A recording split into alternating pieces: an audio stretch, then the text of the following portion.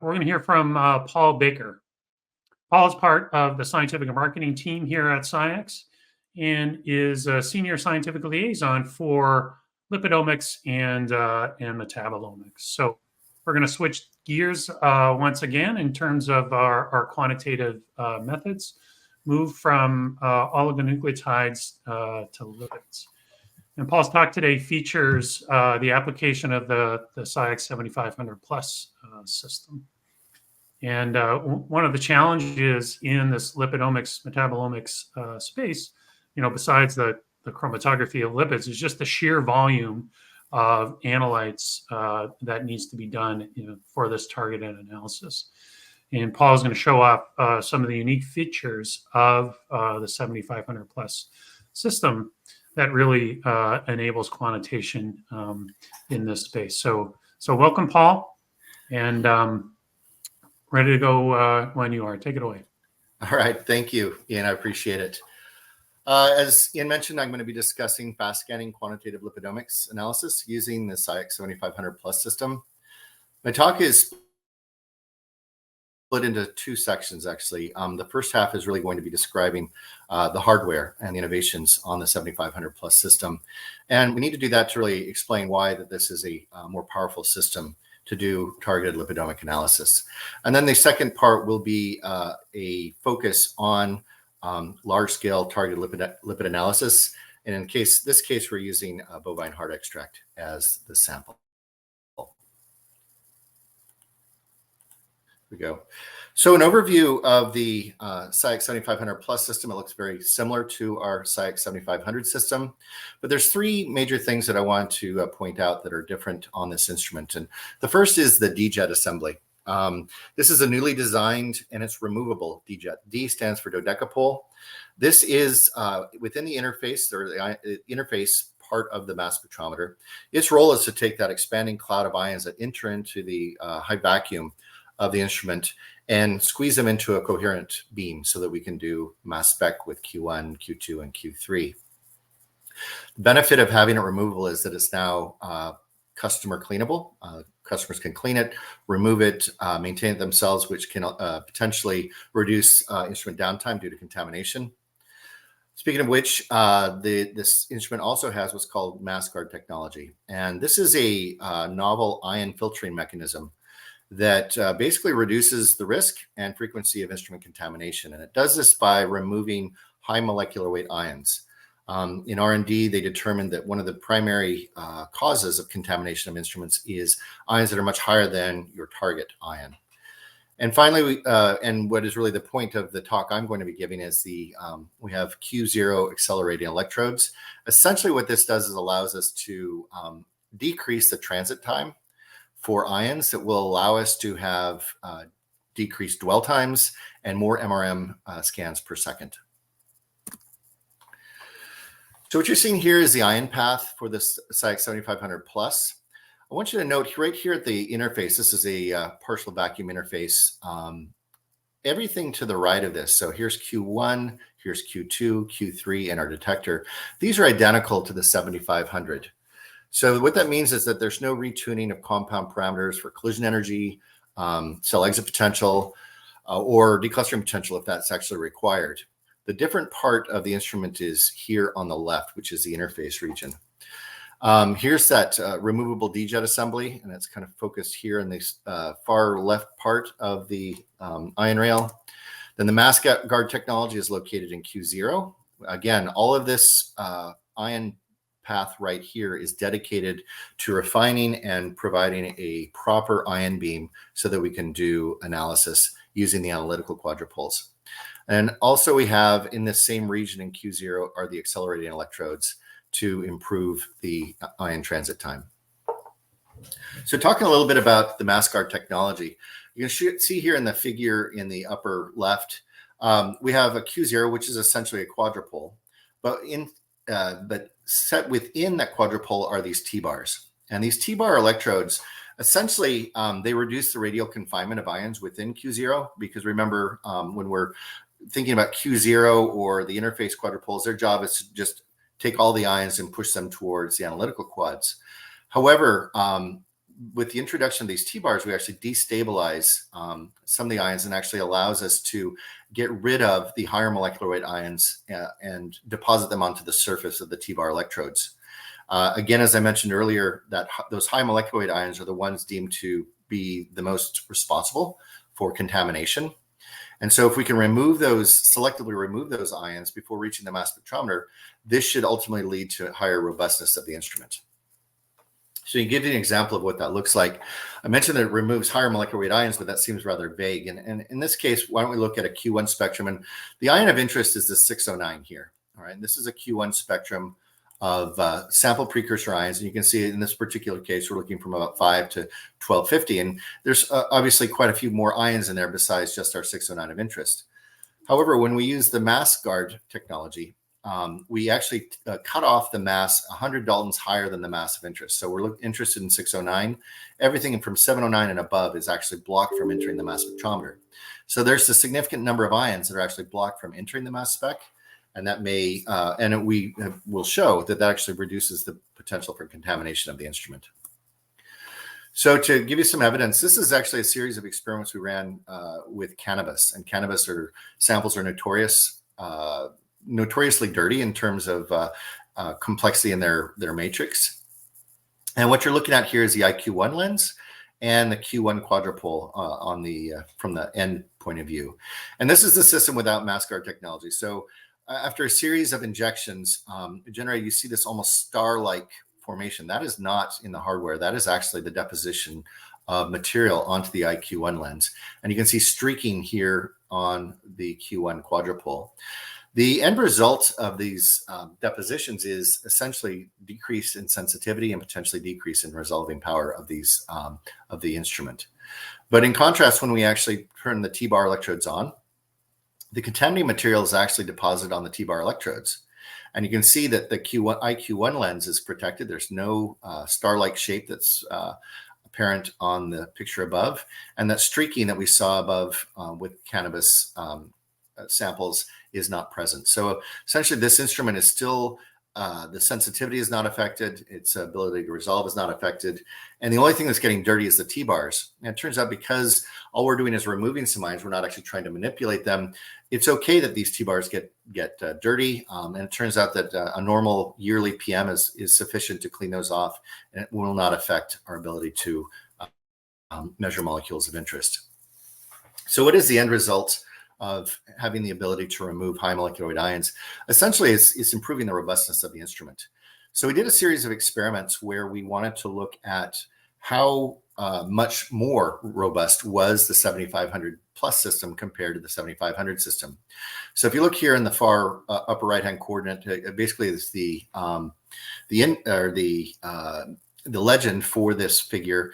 In the darker blue or almost black is the data points acquired for the SCIEX 7500 system, and in green it's the SCIEX 7500 plus system. So in this series of experiments, we essentially had a 7500 system and a 7500 plus system, and we injected multiple injections, thousands of injections of matrices that have been food matrices that have been spiked with PFAS or with PFAS. So we're looking at either avocado, pet food, salmon, spices, and about every 25 to 30 injections, then we would inject a neat system suitability standard. And so the system suitability standard data are represented by the dots, either in green or in dark blue. And what you can see here for the perfluoric hexanoic acid, the perfluorooctanoic acid, perfluorohexane sulfonic acid, and the perfluorooctane sulfonic acid, that after about 30,500 injections on the classic SCIEX 7500 system, we lost about 50% of our signal. So this is the normalized area ratio. We're looking for a loss of 50% of signal to be the endpoint of the assay. And what we found is about 30,500 injections, which is still quite impressive. The instrument needed to be cleaned. But if you compare it to what we found with the SCIEX 7500 plus system, that it took over 7,000 injections to get to the same point with the perfluorohexanoic acid. And in fact, with the other three compounds, the instrument was still going. So essentially a double or multiplied by 2 the amount of time before cleaning was necessary. So the other part that I mentioned was the fast MRM, or the faster ion transit times. And essentially what we have is we've got our T-bar electrodes, which are removing contaminants, and then we have accelerating electrodes that are also submerged into Q0. And their job is to essentially speed these ions through Q0. And what does that do in the end? Well, it allows us to do 800 MRMs per second, which is an unparalleled speed for a triple quad mass spectrometer. The data collected in this particular case were acquired at 830 MRMs per second. And this was non-scheduled using 0.5 milliseconds dwell or 0.7 milliseconds pause time. And shown below are 3 examples of what the peaks look like even at these very high speeds. So in terms of the applicability of this is, imagine these really large panel of quantitative screening panels that you're trying to do. And lipidomics is a great example of that, or metabolomics panels. That when you have a lot of compounds, you tend to have to balance the number of compounds with the speed of the instrument. But by having the ability to now measure it at speeds of up to 830 MRMs per second, we don't have to worry about that as much. We actually can continue to add more compounds to our tables of compounds. So all of that was really to give some background as to why we wanted to use this instrument for a large quantitative screening assay for lipids. So for those of you who are not familiar, the lipidome is a very complex biological milieu. There's actually over about 150,000 distinct lipid molecular species in the lipidome. The Lipid Maps Consortium was established in the early 2000s. And one of the things that they did at the very beginning of that consortium was to create the classification system. This is really just a way for us to be able to identify lipids, or at least start to classify lipids into subcategories. And they chose 8 categories, including the fatty acyls, which would include fatty acids, nitrated fatty acids, eicosanoids, then the glycerolipids, which would be like the edible oils, the mono, di, and triglycerides. We have the glycerophospholipids, the primary components of cell walls, cell structure, the sphingolipids, the sterol lipids, prinolipids, saccharides, and polyketides. And I show this just to give you a sense of the diversity among the chemistry, as well as the diversity among the different actual lipid molecular species. And in lipidomics, isobaric interference is the rule. It's not the exception. So you have to be very careful about creating an assay when you're looking for lipids that addresses that. And so the assay that we created was a targeted lipid analysis panel. And quite honestly, we've been working on this for about 8 years to perfect this, to optimize the conditions for chromatography as well as mass spectrometry, to ensure that we can get accurately identify and quantitate over 2,300 lipids at the fatty acid level in about 17 minutes. And what we used was a Phenomics Luna amino column. And so there are 2 different worlds in the lipid community. One would be, we do reverse phase, and the other does normal phase or helic-like chromatography. And we kind of found one that was a little bit in the middle, although I think it skews more to helic than it does to reverse phase. The amino column adds just enough hydrophobic character to the separation to allow us to distinguish between diglycerides and triglycerides and the ceramides, but also does an excellent job of separating the polar lipids. It is a curated MRM list, and just an example of the positive and negative MRMs shown above, that allows us to ensure specificity without the need for database searching.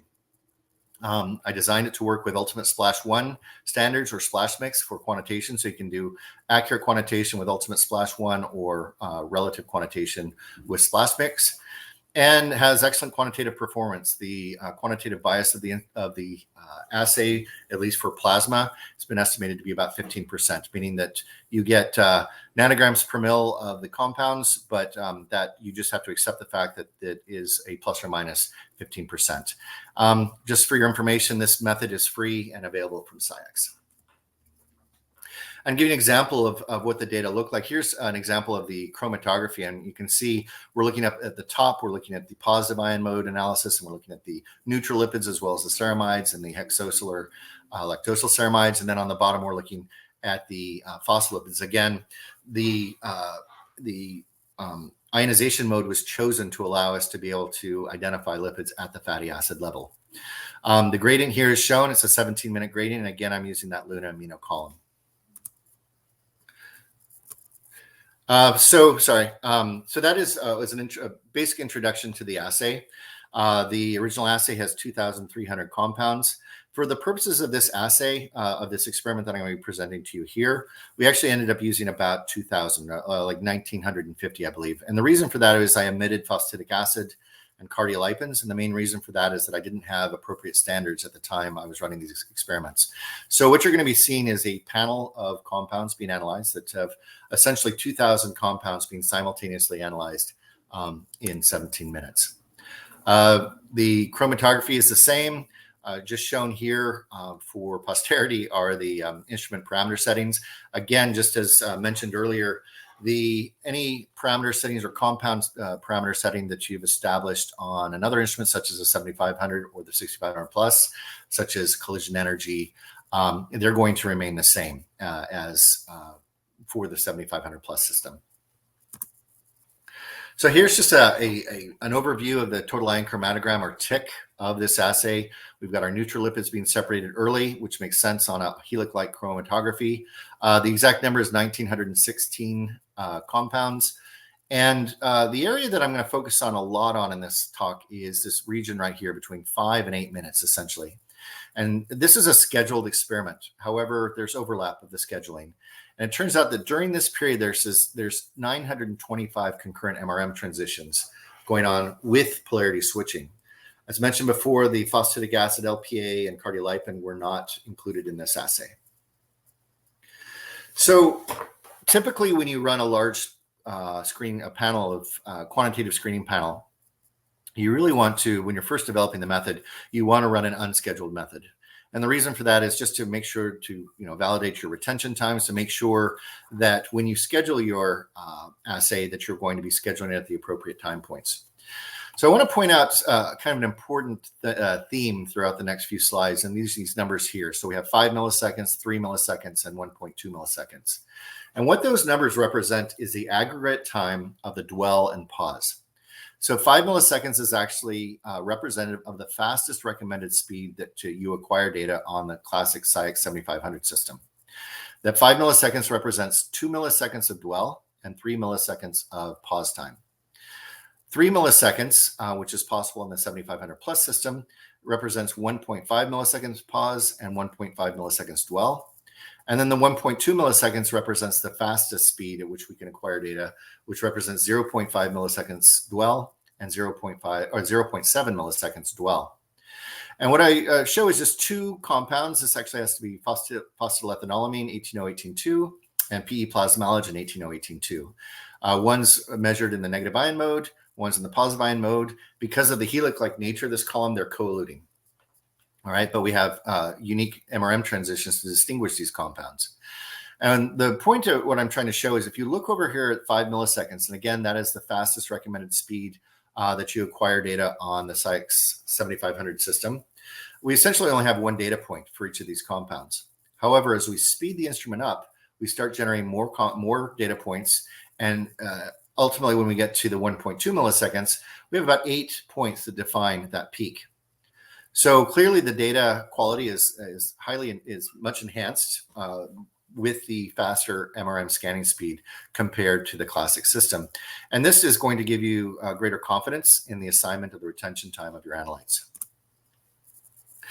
Here's just another example of the increase of data points across a peak. We're looking here at endogenous sphingomyelin. This is 18.1 sphingomyelin in bovine heart extract. And we can see again at the 5 milliseconds, or the fastest speed possible on the 7500 classic system, not possible, but the recommended speed. We get 8 data points across that peak. And as we increase the speed, as you would imagine, we're going to increase the number of points all the way to 1.2 milliseconds, where we're getting about 14 data points across that peak. Much better defined. And as those of you who do mass spectrometry know, that the more points across the peak you have, typically the better the integration is going to be, and that can have effects on your quantitative performance of your assay. So that is the point of this slide here, is when we have more data points across the peak, it does improve the quantitative performance. So what I did was the data were acquired. I did an N equals 5 injection, all right? And again, looking for 1,916 compounds.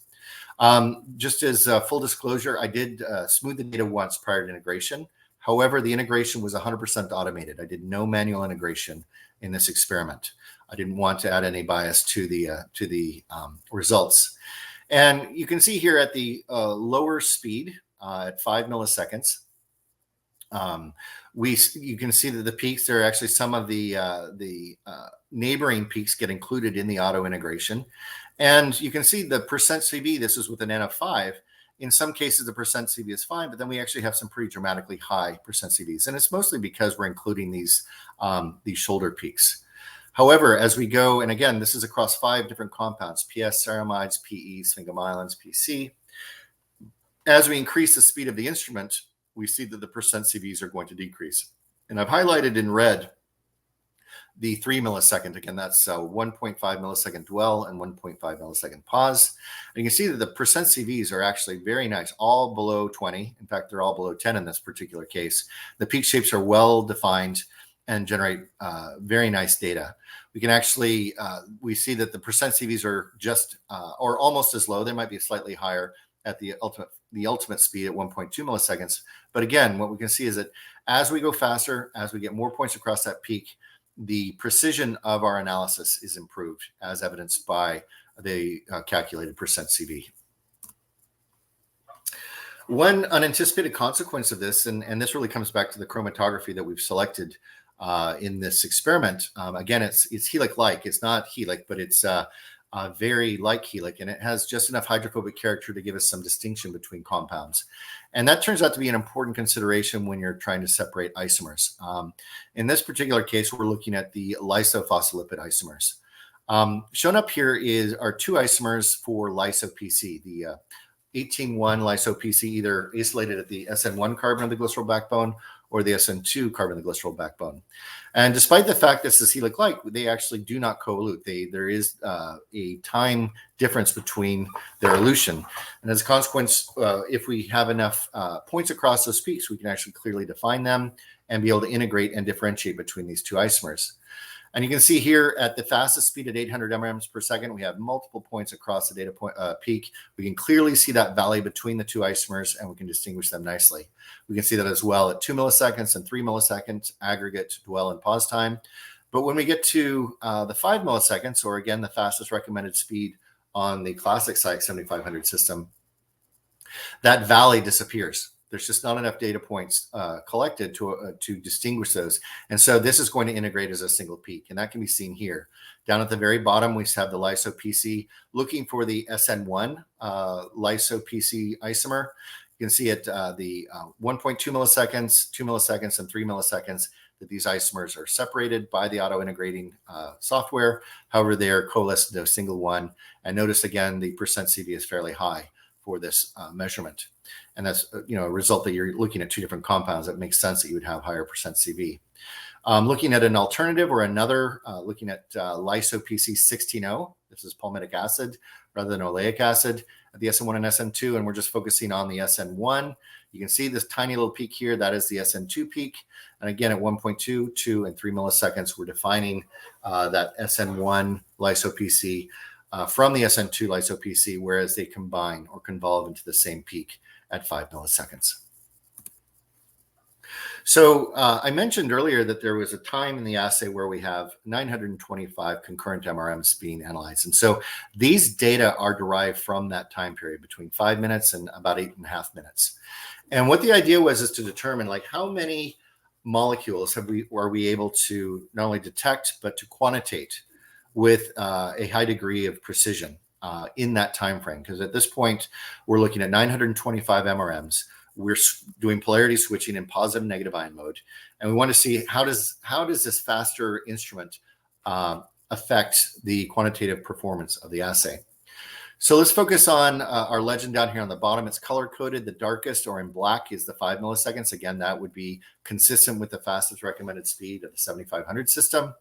And then we have going down to the fastest, which would be kind of this teal blue, gray, and then, or actually this is a dark blue, and the teal blue is for 3 milliseconds.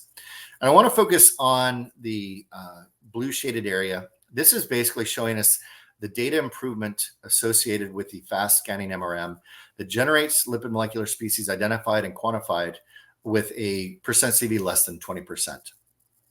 And using the conditions that were consistent with the fastest recommended speed of the classic 7500 system, we were able to quantitate 214 individual lipid molecular species with a percent CV less than 20.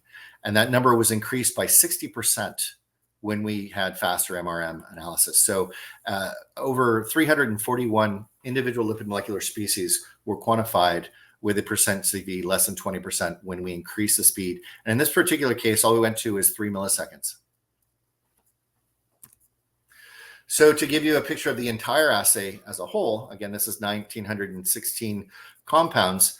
At the end of the day, what we were able to determine using bovine heart extract. Now, remember, this is a broadly targeted assay. We're not targeting for lipids that are necessarily in bovine heart extract. So we looked for 1,916. We were able to quantify 744 with a percent CV less than 20%, as compared to 628 at 5 milliseconds and less as the other thing. So the optimal speed for us turns out to be 1.5 milliseconds pause and 1.5 milliseconds dwell. So in summary, the SCIEX 7500 Plus system is capable of measuring analytes at a combined speed of 1.2 milliseconds per MRM transition, enabling an 800 MRM per second scan speed. Although we've shown in the data that that's not even necessary, that if we go down to even 3 milliseconds, we have a dramatic improvement in the data quality derived from these experiments. The increased data point coverage across analyte peaks and the improved peak shape improves the resolution of closely eluding isomers. The faster data acquisition enables collection of more data points across the analyte, which improves the analyte peak shape and, as such, the quantitative precision of the experiment when integrated. The MassGuard technology is going to help you keep your instrument up and running, and this is a very important consideration for lipid analysis.